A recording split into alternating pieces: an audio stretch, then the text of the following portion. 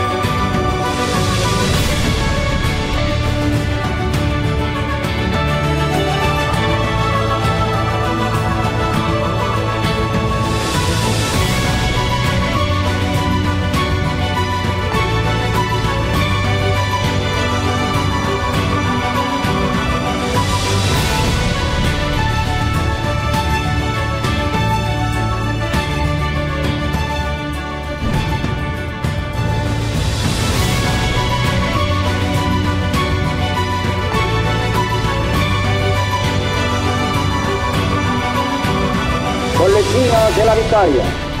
La guerra contro l'Austria-Ungheria, che sotto l'alta guida di Sua Maestà il Re Duce Supremo è vinta. Il capo di Stato Maggiore dell'Esercito, generale Diaz.